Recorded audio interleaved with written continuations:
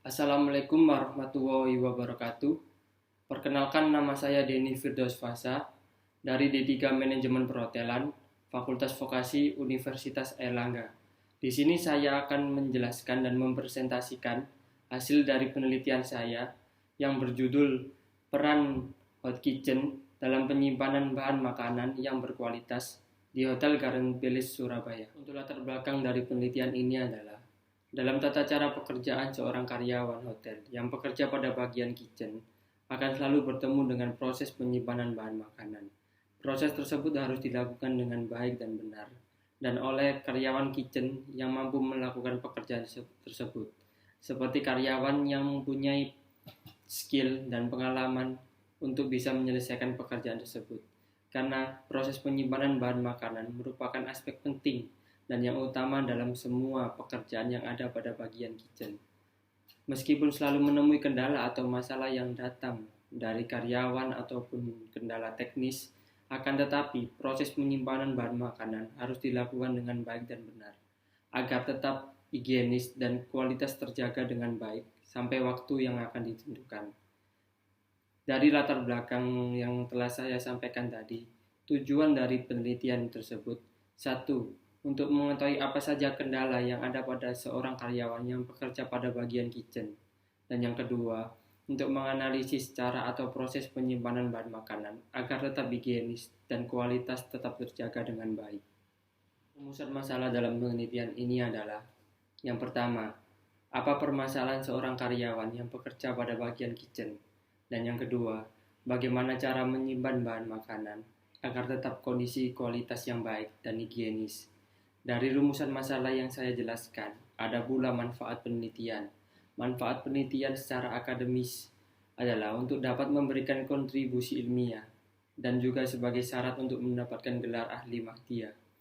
Dan secara praktisi adalah penelitian ini diharapkan mampu diterapkan di lapangan dan berguna bagi industri perhotelan. Dan yang ketiga, secara pemerintah dapat dijadikan acuan pemerintah untuk memberikan pendidikan yang lebih baik dan serius dalam bidang perhotelan untuk mendapatkan sumber daya manusia yang mempunyai skill di bidang perhotelan. Tinjauan pustaka.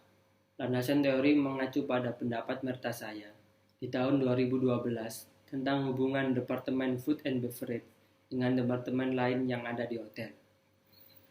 Dari landasan teori yang mengacu pada Mertasaya, kerangka teori yang dibutuhkan sebagai berikut. Yang pertama, hotel. Hotel adalah suatu perusahaan yang dikelola dengan menyediakan makanan dan minuman dan untuk tidur bagi orang-orang yang berpergian jauh. Menurut Proprietors Act di tahun 1956. Dan yang kedua, pelanggan.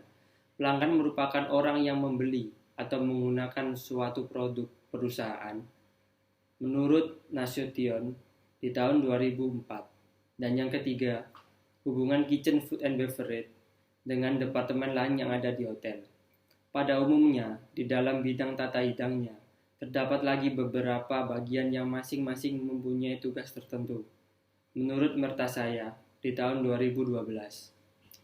Dan kerangka teori yang keempat adalah jenis-jenis hotel. Berdasarkan surat keputusan Menteri Perhubungan nomor PM 10 PW 301 PDB 77, jenis-jenis hotel dibagi menjadi 5. Hotel bintang 1 sampai hotel bintang 5 dan memiliki nilai klasifikasi yaitu jumlah kamar yang tersedia, fasilitas yang tersedia, peralatan yang digunakan, dan mutu pelayanan yang dimiliki. Dan kerangka teori yang kelima adalah pengertian dapur kitchen hotel. Dapur hotel memiliki tugas utama mengolah dan memproduksi makanan. Dalam mengolah makanan, seorang karyawan dapur harus mengerti tentang kesehatan dan kebersihan, pengetahuan memasak, standar pemakaian alat dapur, dan semua yang berhubungan dengan makanan. Dan yang keenam dan yang terakhir, chief cook atau executive chef. Biasa disebut chef de cuisine atau disebut chef. Pekerjaan chef lebih bersifat administratif dan jika di hotel kecil, sering kali chef ikut turut tangan dalam mengelola makanan dan menyajikan makanan. Analisa data dan pengumpulan data. Teknik pengumpulan data dalam penelitian ini adalah pengumpulan data meliputi dua jenis data. Yang pertama data primer dan data sekunder. Dalam pengumpulan data dengan cara pendekatan metode kualitatif melalui yang pertama wawancara atau interview dengan 3 informan. Yang pertama Cook Helper, dan yang kedua adalah daily worker, dan yang ketiga juga adalah daily worker. Teknik pengumpulan data yang kedua adalah observasi atau pengamatan, dan teknik yang ketiga adalah dokumentasi.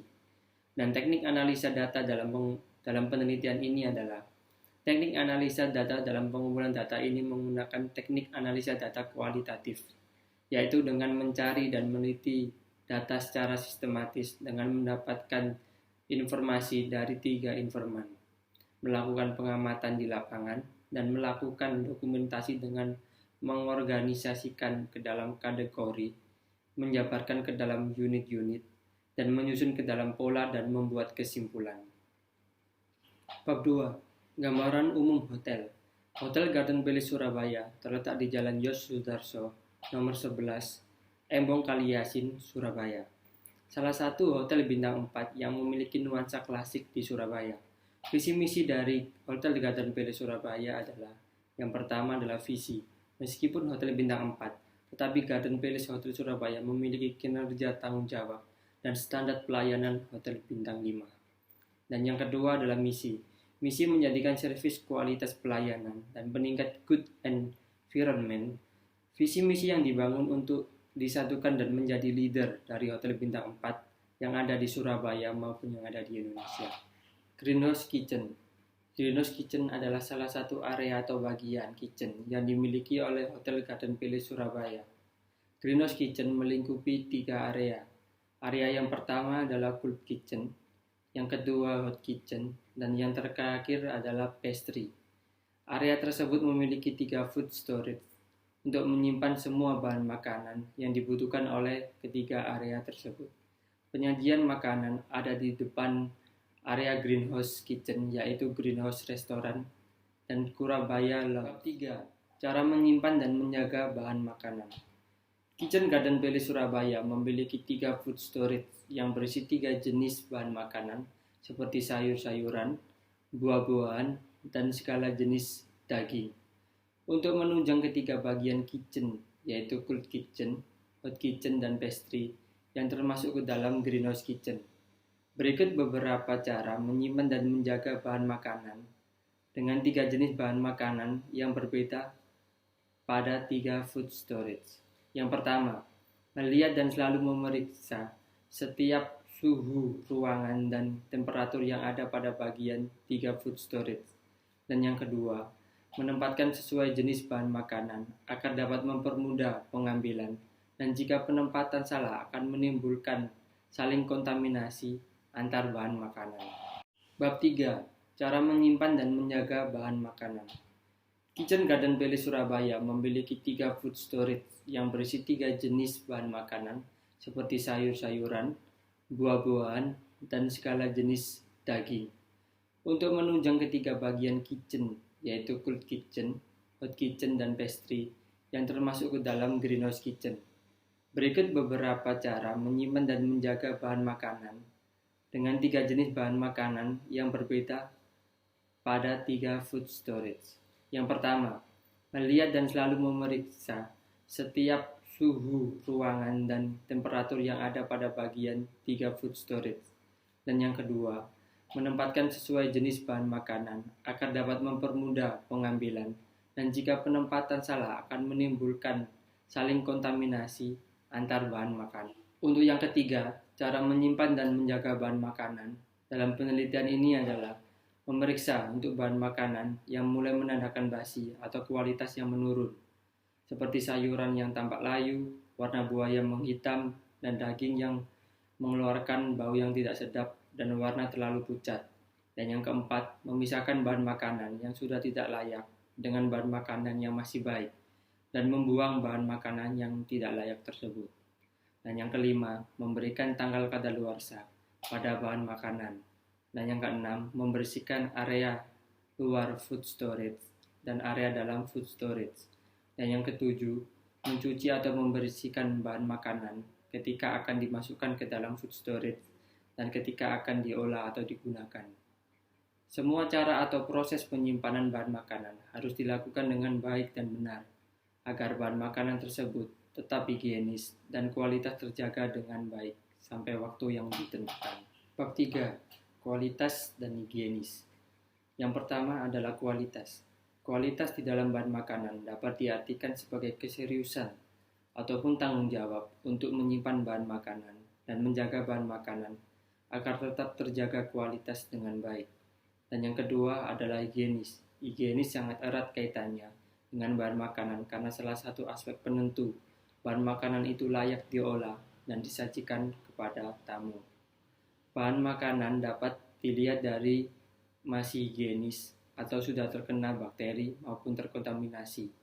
Di situ bisa dilihat apakah bahan makanan itu masih higienis ataupun sudah tidak higienis.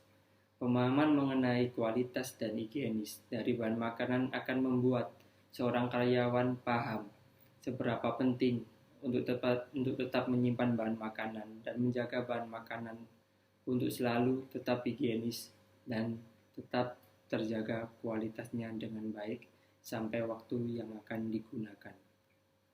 Bab 3, yaitu kondisi kitchen.